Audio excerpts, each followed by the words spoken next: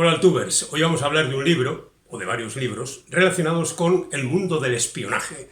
Ese mundo sórdido, siniestro, peligroso, donde los mejores se baten contra los mejores del otro bando y solo puede quedar uno. Bueno, no, eso no es de este apartado. No, el mundo del espionaje ha dado muchas satisfacciones desde que Fenimore Cooper escribió un libro titulado El espía. No, ese no vale, no vale.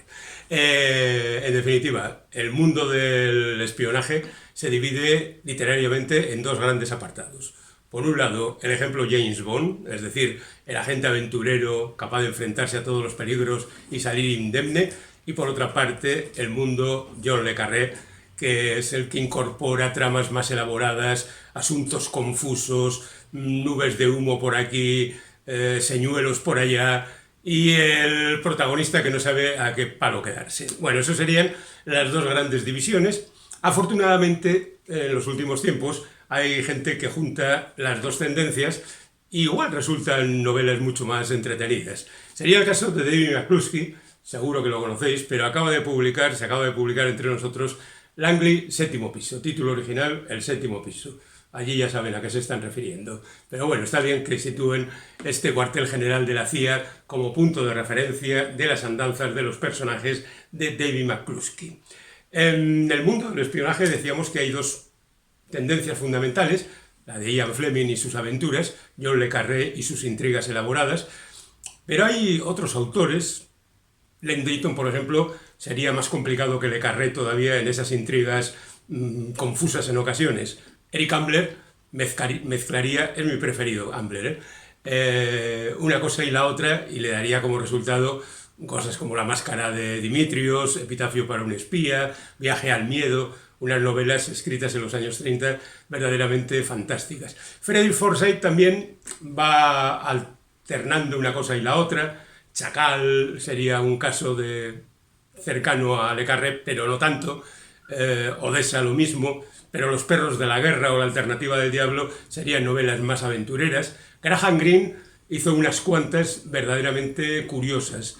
Quizá la mejor El factor humano, que analizaba profundamente esta historia, pero algunas otras divertidas como Nuestro hombre en La Habana, y luego otras también terribles como El americano impasible o El cónsul honorario. Graham Greene es un clásico. Sería el caso de Robert Ludlum, también, que era muy aventurero y que funcionó muy bien durante bastante tiempo. William Boyd ha hecho algunas novelas de espionaje. Somerset Maugham hizo El agente secreto, que es de alguna manera de donde sale una de las ramas del espionaje. Y bueno, pues incluso Joseph Conrad hizo El agente secreto o Bajo la mirada de Occidente, que son historias que rozan el espionaje o quizá lo pisan bien. John Buchan es el autor de 39 escalones, por ejemplo, y a mí hay una novela que me gusta mucho, que es La carta del Kremlin, fantástica película de John Huston, de John Benn, que es una intriga de esas implacable entre gente que de verdad no debería dedicarse a estas cosas, porque es muy mala, muy mala. Y ahora tenemos a May Herron, el de los caballos lentos, Alan Forst, que no es la niña de mis ojos en este terreno, pero que bueno, vaya, Brad Thor, que también me parece un petardo de cuidado, pero que ahí están sus novelas, o Tom Clancy, que tampoco me gusta nada, pero sí me gusta, por ejemplo, Charles Cummings, me gustaba Trevanian en el pasado, y ya que estamos en estos territorios, pues digamos que Javier Marías tiene también unas muy interesantes novelas de espionaje, como Thomas Nevinson o Berta Isla. Y bueno, pues hay por ahí multitud de ejemplos, pero vamos con lo nuestro. David McCluskey, Langley, séptimo piso. Hay tres novelas de McCluskey editadas entre nosotros. La primera es Estación Damasco, donde hay un personaje, San Joseph, que está interfiriendo en Siria durante la guerra y demás. Aunque él viaja por todo el mundo, en Europa conoce a una refugiada de la que se enamora, hay una intriga muy potente y yo creo que es una novela que llamó poderosamente la atención y nos hizo seguir las andanzas de este personaje, ¿no? Y bueno, pues Estación Damasco es un buen ejemplo, seguido de Moscú X, que no es nada que haya en Moscú, sino un departamento de la CIA que se ocupa del espionaje en Rusia. Y aquí tenemos como protagonista a una mujer que también llama poderosamente la atención, que es una de las jefas del departamento, que tiene sus métodos verdaderamente curiositos. Y recurren a otra pareja, también como los espías de McCluskey están constantemente contactando a gente a la que puedan aprovechar para que espíen.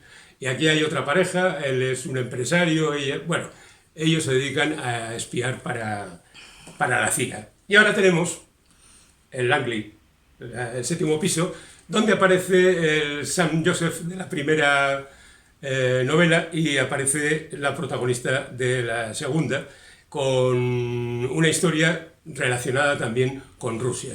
Porque al bueno de Sam le han cogido prisionero, no voy a decir más que lo que aparece en la contraportada, no voy a ir de la lengua.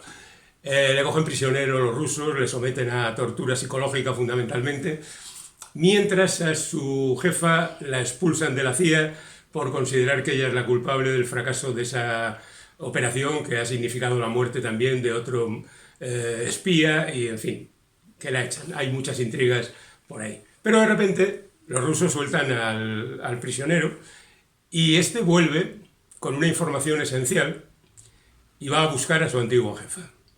Y los dos dicen, aquí hay algo que investigar. Y esos dos, una expulsada y el otro casi marginado dentro de la agencia, tendrán que moverse en los límites de la legalidad para ir sacando información que les lleve a aclarar qué diablos ocurre. Y no digo más, simplemente comentaré que una vez más McCluskey tiene la habilidad suficiente como para ir contándonos en pequeños fragmentos los avances de cada uno de los personajes y con una precisión verdaderamente entomológica, valga la vulgaridad, penetrar en la psique de los personajes. Si es necesario de repente hacer un pequeño paréntesis para retroceder en el tiempo y contarnos algo anterior, no se corta un pelo y lo cuenta. No es que sea lo mejor para una narración, porque de alguna manera interrumpe el flujo, pero está bien que sepamos que eso, y está bien colocado en su sitio, el descubrimiento de esa peculiaridad. Y gracias a eso, pues la historia va funcionando adelante con interés. No son novelas que al estilo de las de James Bond tengan mucha violencia, pero tienen un poquito más que las de John le Carré. En esta novela a mí me ha recordado al Topo de le Carré, porque el Topo es un poco la representación de la investigación en un territorio muy concreto como es las oficinas del servicio de investigación, ¿no? Y evidentemente nuestros dos protagonistas tienen que sacar la información que precisan de ese punto donde justamente está, es decir, entre sus compañeros, pero no son queridos entre ellos y eso añade problemas a la investigación. Hay magníficas conversaciones, hay personajes que resultan entrañables, hay gente mal encarada, hay gente cruel, hay gente de todo tipo. Por supuesto, los rusos también hacen su aportación de personajes, no son Carla precisamente, el personaje que se enfrenta a Smiley en las novelas de le Carré, pero tienen también su encanto, incluso tienen su grandeza, para que no se diga que los americanos siempre ponen a los rusos como los malos de la película, pero malos, muy malos. No sería el caso. Hay una cierta grandeza que se ve siempre sepultada porque los intereses son siempre superiores.